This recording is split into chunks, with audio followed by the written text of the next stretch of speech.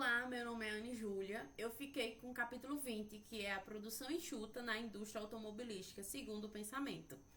Esse artigo são vários pontos de crítica em relação ao livro A Máquina que Mudou o Mundo. Esse livro, ele trata a produção enxuta como se fosse um método definitivo de fabricação na indústria automobilística, como se o sucesso dos fabricantes japoneses ao adotar a produção enxuta fosse a arma secreta deles. Então, esse artigo, ele levanta pontos que criticam, levanta fatos que criticam teses desse livro. O livro também mostra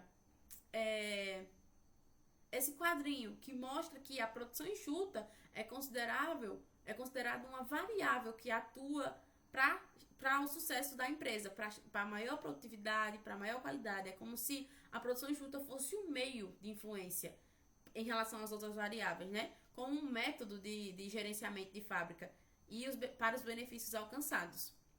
Então, o livro, ele é idealizado, ele é baseado nessas 6 teses. Então, eu vou pontuar todas as críticas que o artigo deu dessas 6 teses.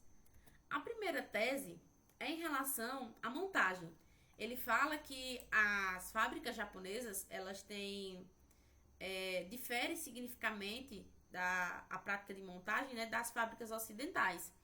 E também o modelo casual que o livro apresenta sustenta que as práticas de montagem japonesas são diferentes das ocidentais, resultando numa maior produtividade, na qualidade, maior qualidade e sucesso também.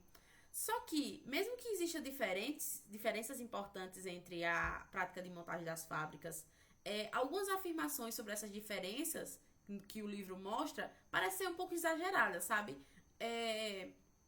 Por exemplo, tem algumas afirmações que a produção enxuta é uma maneira completamente nova de fazer as coisas. É como se fosse um ato revolucionário. Mas eles desconsideram o fato de que a produção enxuta manteve alguns elementos tradicionais, como a linha de montagem, os ciclos de trabalhos curtos, o método de trabalho padronizado e o princípio também da organização hierárquica, né? A segunda tese é em relação à produtividade. Ela fala que as fabricantes japonesas, eles tinham maior produtividade do que as fabricantes ocidentais. As fabricantes alcançavam maior produtividade e essa comparação é meio injusta, porque nem sempre se presta atenção no fato do que é produtividade, né, no livro. Se refere à produtividade somente à prática de montagem.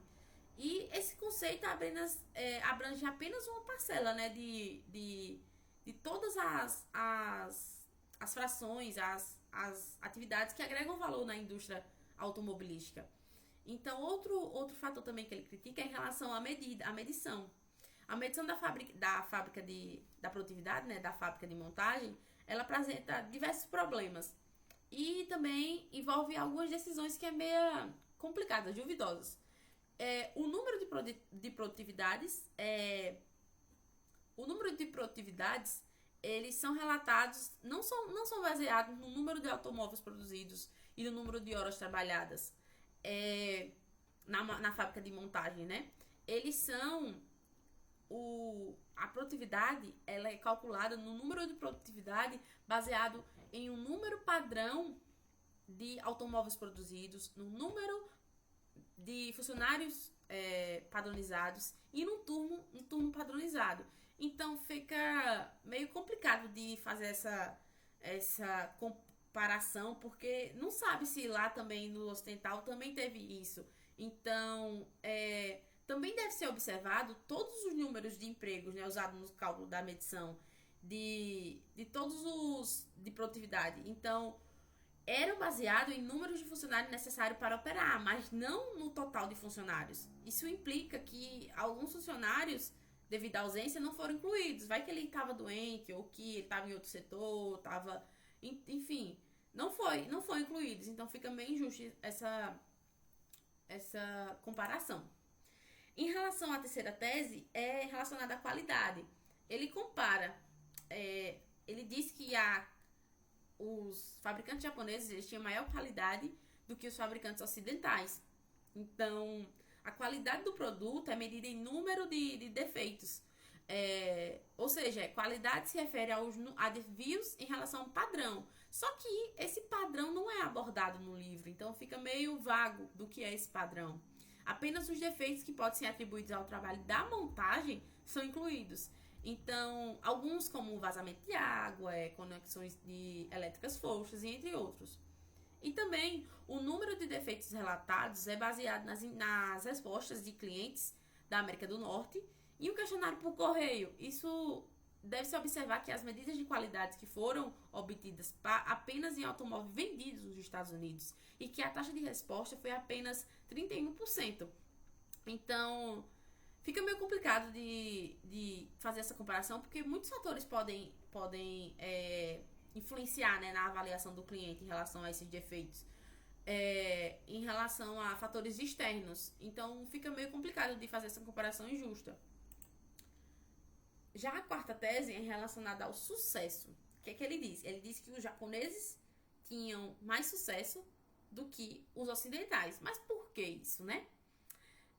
O artigo, ele mostra que em termos de lucros, de retorno de investimento, de dividendos pagos, os japoneses não foram tão bem sucedidos quanto em relação ao termo de crescimento e participação no mercado. As empresas, elas tinham ditado que era assim, primeiro ganhar, depois lucrar. Então, eles queriam primeiro ganhar a participação de mercado para poder lucrar internamente. Então, é meio complicado também comparar esses dois. Já a quinta tese é relacionada à comparação entre a qualidade e a produtividade. Ele diz que os japoneses, né, alcançam maior produtividade, maior qualidade do que os ocidentais. E principalmente devido a essa diferença na prática de montagem das japonesas para as ocidentais. Então, nesse quinto, ele fala que 4 fatores afetam a produtividade: materiais, máquinas, homens e métodos. E que a pergunta que a gente tem que ter é em que medida a produtividade e a qualidade são afetados pelos esses 3 primeiros, materiais, máquinas e homens. E em que medida o método é influenciado na produtividade. Então, essa pergunta é importante porque, para ser específico, o carro de montagem, o carro de fácil montagem, que é materiais, a automação extensiva, que é as máquinas, funcionários qualificados, que são os homens, não são características definidoras do sistema de produção enxuta, mas a prática de montagem, que é um método, Então, fica meio complicado de fazer essa comparação. Outra coisa também é que o fator materiais, que diz respeito à fabricabilidade do automóvel, é determinante para o número de horas de trabalho necessária para o trabalho de montagem, né? Só que isso não foi levado em consideração para avaliar a produtividade. Então, fica meio vago. E também tempos de montagem são baseados em análise de tempo e movimento, porque é muito necessário você fazer a medição do tempo de montagem baseado em como aquele operador está manuseando ou como aquele operador está fazendo mesmo. Não tanto o material, mas o método. Não tanto o homem ou a máquina, mas como está fazendo aquele movimento, né? Aquele trabalho. E que isso é fundamental para todas as fábricas de montagem, para realizar cálculos de capacidade e equilíbrio também da linha, né? No balanceamento da linha. E outro estudo também analisou que cerca de 40% de diferença de produtividade de uma fábrica da GM, que é a General Motors, e a fábrica da Ford, se devia a uma diferença de fabricabilidade. Então, isso pode ocorrer devido a algumas fábricas ser mais automatizadas que outras, né? Ter mais investimento em robôs, em máquinas mais automatizadas que outras. E esses 5 é isso. Outra coisa também que ele aborda é em relação a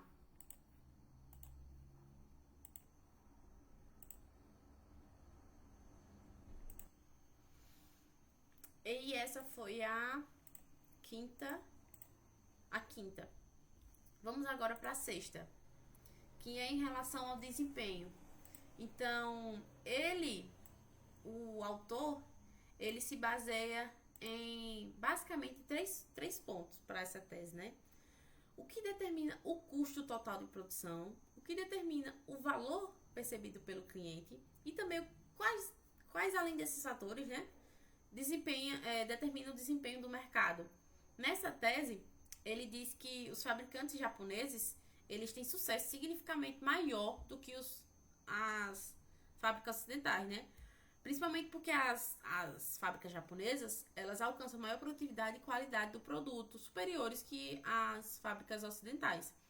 Então, nessa tese, ele se baseia nessas três perguntas para se... deixa eu voltar. Aqui. O que determina o custo total de produção, né? A montagem, o custo da mão de obra da fábrica de montagem é apenas uma parcela, né, de custo total de produção. Então, muitos outros fatores podem contribuir para essa redução de custo, né? Os japoneses, eles tinham a capacidade de conseguir fazer as coisas, projetar novos modelos em menos tempo, com menos recursos. Então, isso já era uma vantagem para os japoneses. Outra coisa também, que eles conseguiam ter componentes mais baratos do que os fabricantes ocidentais e também uma menor taxa de juros e um menor nível de estoque.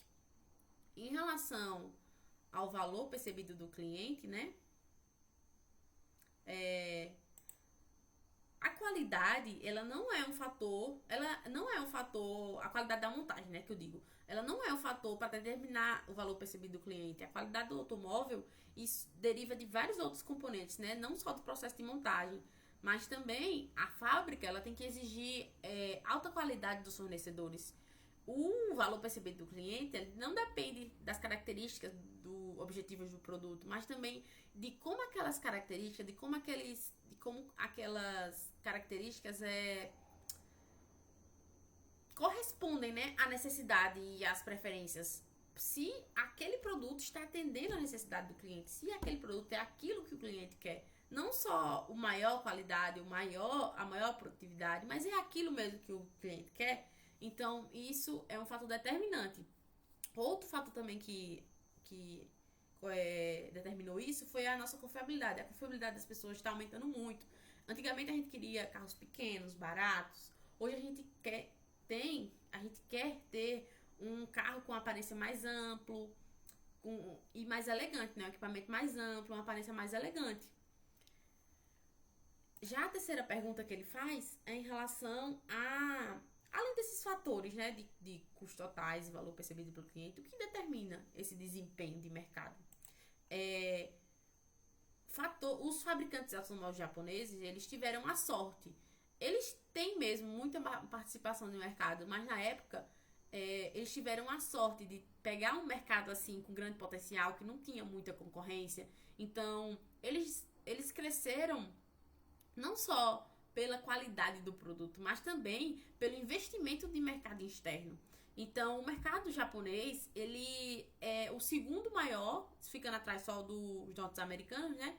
Aproximadamente 45% de todos os carros fabricados no Japão em 91 foram vendidos. E os lucros internamente não eram tão altos, mas o investimento no mercado externo trouxe um crescimento na participação do mercado. E aí eles conseguiram ter mais lucros, maior produtividade. Então, é isso o porquê que os fabricantes japoneses saíram na frente, né? Não só também pela aplicação da manufatura enxuta, mas também por esses vários outros fatores. Então, esse artigo, ele critica bastante esses pontos, né? Para deixar bem claro, para deixar bem parcial o porquê que ele está fazendo essa comparação e porquê que ele acha algumas comparações injustas, né? E concluindo, o artigo, ele fala também que o livro A Máquina que Mudou o Mundo é muito bom, oferece uma perspectiva persuasiva, mas também não tão fundamentada sobre a produção enxuta, né, e seu impacto na indústria automobilística. O livro, ele pode ser inspirador, mas também ele tem que considerar uma análise parcial. Você tem que ter essa mentalidade de que ele está falando isso na visão do Japão, mas você tem que entender o porquê, como ele não deixa algumas coisas claras de medição, como eu expliquei, então você tem que ter essa análise imparcial e científica para compreender melhor, né, as complexidades envolvidas no sucesso das empresas. A análise científica, ela questiona a validade das medidas apresentadas e a simplificação, né, da mensagem sobre a produção enxuta. E essa persuasão, em vez de rigor científico, parece influenciar, né, o impacto do livro fora da comunidade científica. Mas, além disso, a análise, eles fizeram uma análise da fábrica da Volvo como a verdadeira satisfação provavelmente vem do retrabalho e ajuste de cada pequena peça para que ela se encaixe corretamente. E isso, ele fala como se as peças padronizadas e intercambiáveis, eles não fossem usadas na fábrica de Uddevalla, mas eles eram usados assim. Então, ele meio que deixa esses pontos, e é muito criticado por apresentar conclusões infundamentadas, né? Isso torna meio que a história mais interessante, só que menos precisa e credível, né? Então fica essa crítica sobre o livro A Máquina que Mudou o Mundo. É um livro bastante interessante, só que aí você tem que ter essa visão de que ele está analisando por parte do Japão. Ele tenta muito fazer essa comparação Japão e ocidentais, mas você tem que ter essa visão persuasiva, essa visão imparcial dos dois fatos. E é isso, muito obrigada.